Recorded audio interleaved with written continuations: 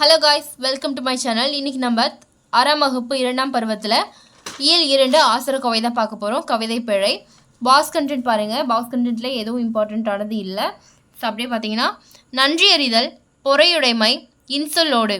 அதாவது பார்த்தீங்கன்னா நன்றி அறிதல் அப்படின்னா பிறர் செய்த உதவியை மறவாமல் இருக்கிறது.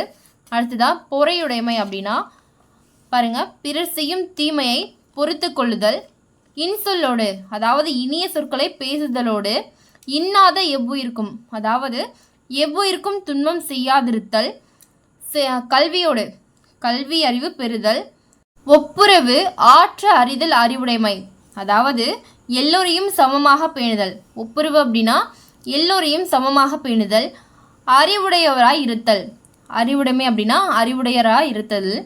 நல்லினத்தாரோடு நட்டல் அதாவது நல்ல பண்புகள் உடையவரோடு நட்பு கொள்ளுதல். ஆகிய 8 அதாவது இவை 8 சொல்லிய ஆசாரா வித்து அப்படின்னு சொல்கிறாங்க. ஸோ ஆகிய 8 நல்லொழுக்கத்திற்கான விதைக்கும் விதைகள் ஆகும் அப்படின்னு சொல்கிறாங்க.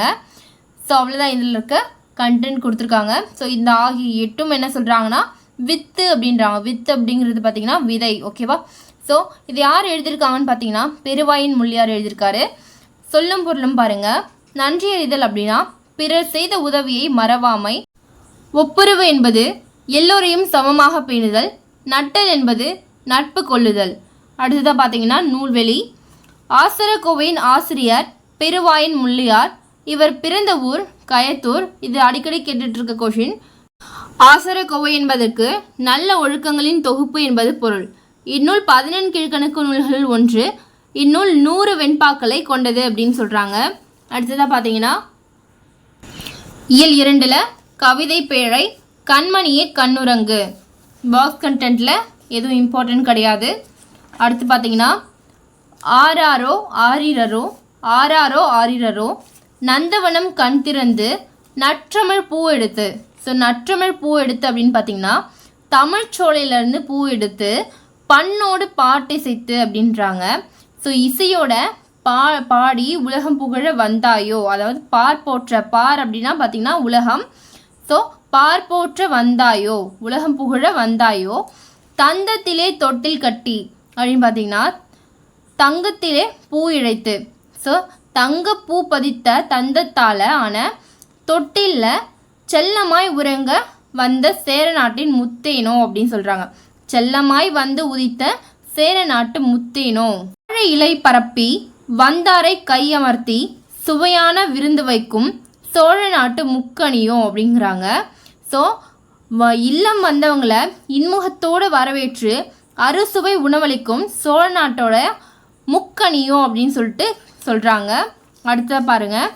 குளிக்க குளம் வெட்டி குளம் வாழ அணை கட்டி பசியை போக்கு வந்த பாண்டி நாட்டு முத்தேனோ அப்படின்னு பார்த்தீங்கன்னா அதாவது குளிக்கிறதுக்கு குளம் வெட்டி அணை கட்டி குடிமக்களுடைய பசியை போக்கும் பாண்டிய நாட்டோட முத்தமிழோ அப்படின்னு சொல்கிறாங்க.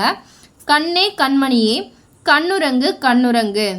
கண்ணே கண்மணியே கண்மூடி உறங்குவாயாக அப்படின்னு சொல்கிறாங்க. அடுத்ததாக சொல்லும் பொருளும் பாருங்கள். நந்தவனம் அப்படிங்கிறது பார்த்திங்கன்னா பூஞ்சோலை. பண் என்பது இசை. பார் என்பது உலகம். இழைத்து அப்படிங்கிறது பதித்து. ஓகேவா? ஸோ இதில் ரொம்ப முக்கியமானது பார்த்திங்கன்னா நந்தவனம் அப்படிங்கிறது பூஞ்சோலை, பண் அப்படிங்கிறது இசை, பார் உலகம். ஓகேவா? அடுத்ததான் தொகை சொற்களின் விளக்கம். ஸோ இதுவுமே ரொம்ப முக்கியமானது, சிலபஸில் இருக்கிறது. முத்தேன் அப்படிங்கிறது பார்த்திங்கன்னா கொம்புத்தேன், மலைத்தேன், கொசுத்தேன். ஸோ இது அடிக்கடி கொஷின் கேட்டுட்ருக்காங்க. முத்தேன் அப்படிங்கிறது கொம்புத்தேன், மலைத்தேன், கொசுத்தேன். முக்கணி அப்படிங்கிறது பார்த்திங்கன்னா மா பலா வாழை. முத்தமிழ் இயல் இசை நாடகம். அடுத்ததாக பாடலின் பொருள் நம்ம பாடலே பார்த்தாச்சு. நூல்வெளி பாருங்கள். தாலாட்டு வாய்மொழி இலக்கியங்களுள் ஒன்று. தாள் என்பதற்கு நாக்கு என்பதன் என்று பொருள். தாள் கூட்டல் ஆட்டு என்று பெயர் பெற்றது. அடுத்ததாக குழந்தையின் அழுகையை நிறுத்தவும் தூங்க வைக்கவும் இனிய ஓசையுடன் பாடும் பாடல் தாலாட்டு அப்படிங்கிறாங்க. அடுத்ததாக இயல் 2 உரைநடை உலகம் தமிழர் பெருவிழா. ஸோ இதில் பாக்ஸ் கண்டென்ட் எதுவுமே கிடையாது. அப்படியே பார்த்தீங்கன்னா பொங்கல் விழா தமிழர் திருநாள் என்று போற்றப்படுகிறது அப்படிங்கிறாங்க. பொங்கல் திருவிழாவை அறுவடை திருவிழா என்றும் அழைப்பாங்க அப்படின்றாங்க. அடுத்ததாக இயற்கைக்கும் கால்நடைகளுக்கும் நன்றி செலுத்தும் விதமாக கொண்டாடுறது தான் என்னென்னு பார்த்தீங்கன்னா உழவர் திருநாள் அப்படின்னு சொல்லிட்டு சொல்கிறாங்க. போகி திருநாள் பழையன கழிதலும் புதியன புகுதலும், இது பார்த்தீங்கன்னா நன்னூலில் இடம்பெற்றிருக்கு. ஸோ இது எப்படி ஞாபகம் வச்சுக்கலான்னு பாருங்கள். பழைய பொருளை கொடுத்துட்டு நம்ம நல்ல பொருளாக திருப்பி வாங்குவோம் இல்லையா, ஸோ அதுதான் வந்து நன்னூல் அப்படின்னு சொல்லிட்டு ஞாபகம் வச்சுக்கலாம். பயனற்ற பொருள்களை நீக்கி வீட்டை தூய்மை செய்யும் நாள் போக்கி அப்படிங்கிறது தான் போகி திருநாளாக மாறுச்சு அப்படிங்கிறாங்க. இது மார்கழி மாதத்தின் இறுதி நாள் ஆகும். அடுத்ததாக பாக்ஸ் கண்டென்ட் பாருங்கள். வாழ்க்கைக்கு வளம் தரும் மழைக்கடவுளை வழிபடும் நோக்கில் காலத்தில் போகி பண்டிகை இந்திர விழாவாக கொண்டாடப்பட்டது அப்படின்றாங்க. ஸோ இது வந்து கூற்று கொடுத்துட்டு காரணம் கொடுத்துருப்பாங்க. ஸோ இதுவுமே வந்து இம்பார்ட்டண்ட் தான். அடுத்தது பாருங்கள். பொங்கல் என்பதற்கு பொங்கி பெருகி வருவது என்பது பொருள். ஓகேவா. அடுத்ததாக பாக்ஸ் கண்டென்ட். தை முதல் நாளில் திருவள்ளுவர் ஆண்டு தொடங்குகிறது. தை 2ஆம் நாள் திருவள்ளுவர் நாள் கொண்டாடப்படுகிறது அப்படிங்கிறாங்க. அடுத்ததாக மாடு என்ற சொல்லுக்கு செல்வம் என்னும் பொருளும் உண்டு. அடுத்ததாக பாக்ஸ் கண்டென்ட். திருவள்ளுவர் கிமு பொது ஆண்டுக்கு முன் 31 பிறந்தவர்.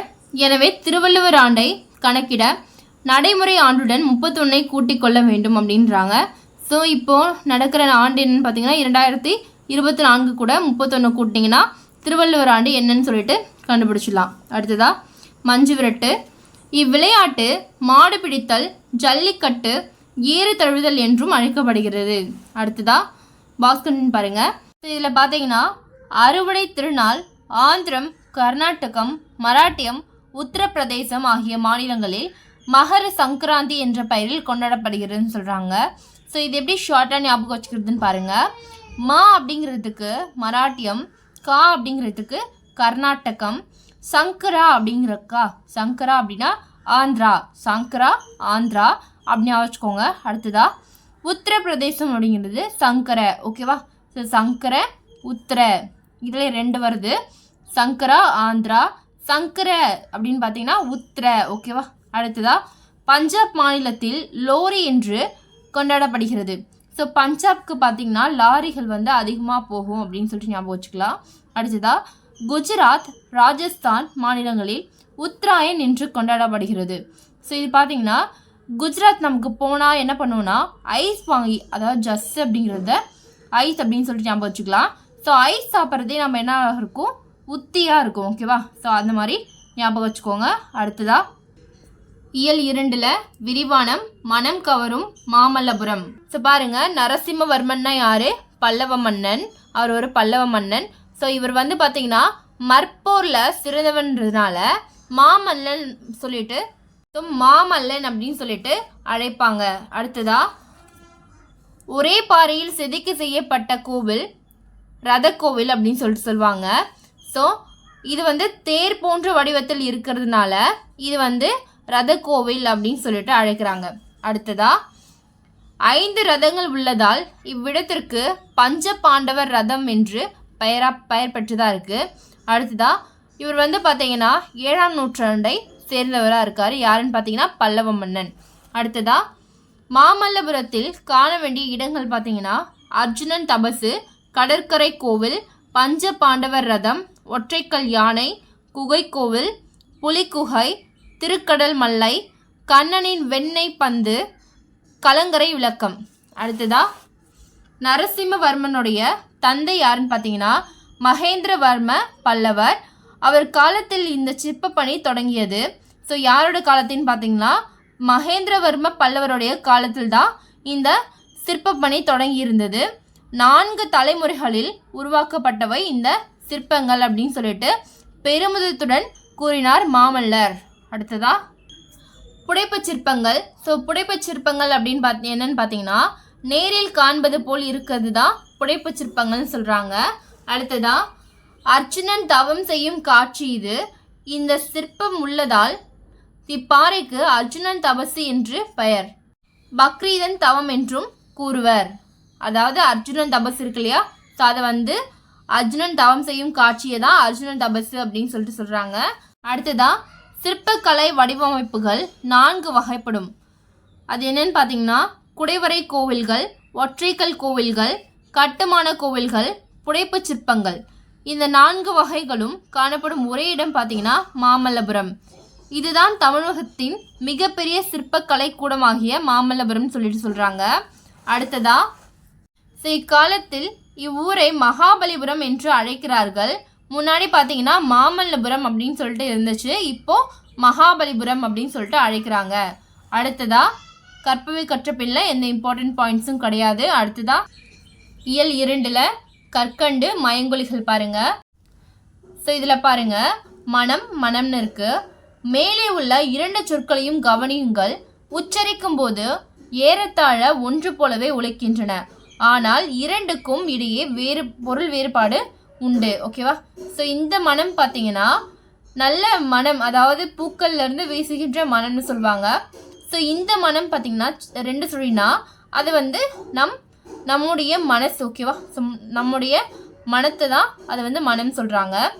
இவ்வாறு உச்சரிப்பில் சிறிதளவு மட்டுமே வேறுபாடு உள்ள ஒலிகளை மயங்கொலிகள் அப்படின்னு சொல்லிட்டு சொல்கிறாங்க. நா நா நா, லா ரா லா, ரா ரா ஆகிய 8ம் மயங்கொலி எழுத்துக்கள் அப்படின்னு சொல்கிறாங்க. அடுத்ததாக இங்கே பாருங்கள், நா நா நா எழுத்துக்களை கவனிங்க.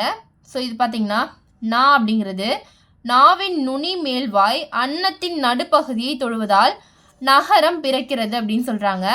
இதில் நாக்கு பாருங்கள், நாவினுடைய மேல்வாய் பார்த்தீங்கன்னா மேல்வாய் அன்னத்தின் நடுப்பகுதியை தொழுதா. ஸோ இதுதான் வந்து ஒரு பிக்சராக கொடுத்துருக்காங்க. அடுத்ததா, நாவின் நுனி மேல்வாய், அதாவது நாவினுடைய நுனி, நாக்குடைய நுனி பார்த்தீங்கன்னா மேல்வாய் அன்னத்தினுடைய முன்பகுதியை தொடுறதுனால, ஸோ இதனுடைய முன்பகுதியை தொடுறதுனால நகரம் பிறக்கிறது அப்படின்னு சொல்கிறாங்க. அடுத்ததா, நாவின் நுனி மேல்வாய் பல்லின் அடிப்பகுதியை தொடுவதால் நகரம் பிறக்கிறதுன்னு சொல்கிறாங்க. ஸோ இந்த நாவினுடைய மேல்வாய் அன்னத்தினுடைய இந்த பல் இருக்குது பார்த்தீங்களா, ஸோ பல்லினுடைய அடிப்பகுதியை தொடுறதுனால இந்த நகரம் பிறக்குது அப்படின்னு சொல்கிறாங்க. புரிஞ்சுதுன்னா கமெண்ட் பண்ணுங்கள். அடுத்ததா, தகரத்தை அடுத்து வரும் நகரம் தன்னகரம் என்றும் பாருங்கள். தகரத்தை அடுத்து வரும்னா இங்கே பாருங்கள், தா என்னும் எழுத்துக்கு முன் இன்னு வரும் அப்படின்னு சொல்கிறாங்க. அப்போது டா அப்படிங்கிறது தகரம். ஓகேவா? தகரத்தை முன்னாடி என்ன வருது, நகரம் வருது. ஓகேவா? ஸோ இதைத்தான் சொல்கிறாங்க. தகரத்தை அடுத்து வரும் நகரம் தன்னகரம் சொல்லிட்டு சொல்கிறாங்க. அடுத்ததான், ரகரத்தை அடுத்து வரும் நகரம் ரன்னகரம் அப்படின்னு சொல்லிட்டு சொல்கிறாங்க. ஓகேவா? அடுத்தது பாருங்கள், ரா என்னும் எழுத்துக்கு முன் இன்னு வரும் அப்படின்னு சொல்கிறாங்க. ஓகேவா? ராங்கிற எழுத்துக்கு முன்னாடி இன்னு வரும் அப்படின்னு சொல்லிட்டு சொல்கிறாங்க. அடுத்ததா, ஸோ நகரம் வர வேண்டிய இடத்தில் நகரம் எழுதப்படுமானால் பொருள் மாறுபடும் என்பதை உணர்க. ஸோ இது எதுக்காக யூஸ் ஆகும்னு பார்த்தீங்கன்னா, பொருள் வேறுபாடு அறிக, அதாவது ஒரு 2 வேர்ட் கொடுத்துட்டு ஸோ இது வந்து இதுக்கான மீனிங் சொல்லிட்டு கேட்பாங்க. ஸோ கண்டிப்பாக வந்து வர்றதுக்கு வாய்ப்பு இருக்குது. ஒரு கொஷின் இருக்கு இல்லையா சிலபஸில், அதில் வரும். ஓகேவா? வானம் அப்படிங்கிறது வெடி. ஸோ 3 சுழினா வெடி, 2 சுழினா பார்த்தீங்கன்னா ஆகாயம். அடுத்ததா, பனி 3 சுழினானா வேலை, பனி 2 சுழினா குளிர்ச்சி. ஓகேவா? நெக்ஸ்ட்டு லா லா ரா எழுத்துக்கள் பாருங்கள். லா அப்படிங்கிறது நாவின் இரு பக்கங்கள் தடித்து மேற்பற்களின் அடியை தொடுவதால் லகரம் தோன்றும் அப்படிங்கிறாங்க. இது வா போல இருப்பதால் வகர லகரம் அப்படின்னு சொல்கிறாங்க. ஸோ வாவும் பார்த்தீங்கன்னா இதே போல தான் தோன்றும் அப்படிங்கிறாங்க. ஸோ நாவினுடைய இரு பக்கங்கள் தடித்து எங்கே தொடுது பாருங்கள், மேல் பற்களுடைய அடியை தொடுது. ஓகேவா? மேல் பற்களுடைய அடியை தொடுறதுனால லகரம் தோன்றுதா சொல்கிறாங்க. அடுத்ததா, லா பாருங்க, நாவின் இரு பக்கங்கள் தடித்து மேலன்னத்தின் நடுப்பகுதி, இதை பாருங்க நடுப்பகுதியை தொடுது. ஸோ மேலன்னத்தினுடைய நடுப்பகுதியை தொடுவதால் லகரம் தோன்றுதா சொல்கிறாங்க. இதனை பொது லகரம் என்கிறோம். இது நா போல இருப்பதால் நகர லகரம் என்று கூறுவர். ஸோ நாவும் வந்து லாவும் இப்படி தான் இருக்கும் அப்படிங்கிறாங்க. ஸோ ரா பாருங்க, நாவின் நுனி மேல் நோக்கி வளைந்து வருடுவதால் ரகரம் தோன்றும் அப்படிங்கிறாங்க. லகரமும் ரகரமும் ஒரே இடத்தில் ஒலிக்கப்படும். ரா தமிழுக்கே சிறப்பானது, எனவே இதனை சிறப்பு ரகரம் என்று அழைக்கிறோம். இது மா போல இருப்பதால் மகர ரகரம் என்று கூறுவது இலக்கண மரபு அப்படிங்கிறாங்க. ஸோ இது வந்து மாவும் இப்படி தான் தோன்றும் அப்படிங்கிறாங்க. ஸோ பாருங்கள், அடுத்ததான் ரா எப்படி தோன்றுது பாருங்கள். இது வந்து அதாவது நாவின் நுனி பாருங்க அப்படி வளைஞ்சு மேல் நோக்கி வளைந்து வருடுவதால், அதாவது மேலெண்ணத்தை வந்து வருடுவதால் ரகரம் தோன்றுகிறது அப்படிங்கிறாங்க. ஸோ பாருங்க, லகரமும் இப்படி தான் ஒலிக்கும் அப்படிங்கிறாங்க. ஒரே இடத்துல தான் ஒலிக்கும். ஸோ இதே மாதிரி லா அப்படிங்கிறதும் வளைஞ்சு இப்படி தான் ஒலிக்கும், ஒரே இடத்துல தான் ஒலிக்குன்றாங்க. அடுத்ததா பொருள் வேறுபாடு உணர்க. இதுலேருந்து ஒரு மார்க் கேட்கறதுக்கு வாய்ப்பு இருக்குது. ஸோ விலை அப்படிங்கிறது பார்த்திங்கன்னா பொருளின் மதிப்பு. இந்த விலை பார்த்தீங்கன்னா உண்டாக்குதல். விழை அப்படிங்கிறது விரும்பு. இலை அப்படிங்கிறது செடியின் இலை. இலை மெலிந்து போதல். இழை அப்படின்னு பார்த்தீங்கன்னா நூல் இழை. ஓகேவா? ஸோ அடுத்ததா ரா எழுத்துக்கள். ஸோ ரா பாருங்க, நாவின் நுனி மேல் அன்னத்தில் முதல் பகுதியை தொட்டு வருவதால் ரகரம் தோன்றுகிறது அப்படிங்கிறாங்க.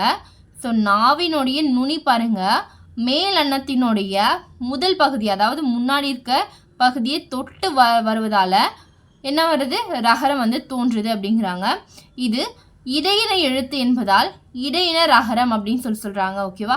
அடுத்ததா ரா பாருங்க, நாவின் நுனி மேல் அன்னத்தில் மைய பகுதியை உரசுவதால் ரகரம் தோன்றுகிறது.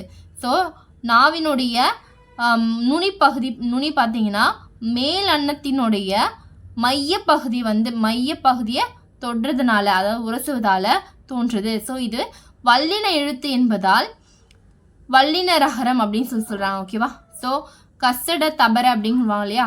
ஸோ அதுதான் வந்து வல்லின எழுத்துக்கள். ஸோ வல்லின ரகரம் அப்படின்னு சொல்கிறாங்க. இது பார்த்தீங்கன்னா இடையினம் அப்படின்னா யரள வழலை.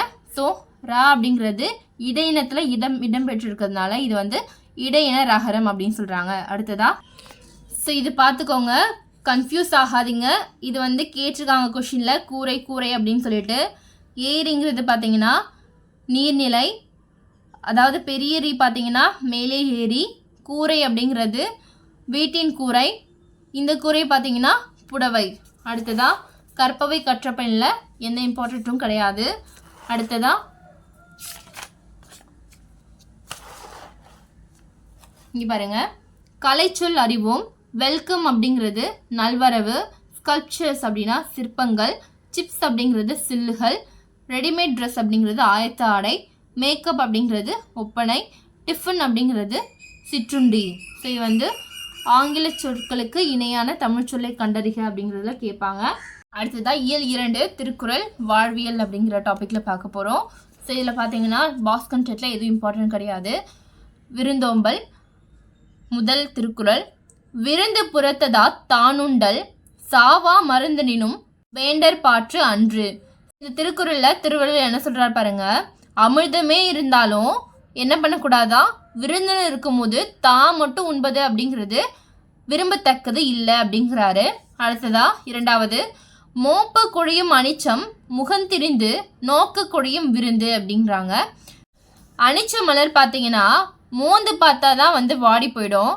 ஆனால் நம் முகம் வந்து மாறினாலே விருந்தினர் உள்ளம் வந்து வாடி போயிடும் அப்படின்னு சொல்கிறாங்க. அடுத்ததா கல்லாமை 3வது திருக்குறள்.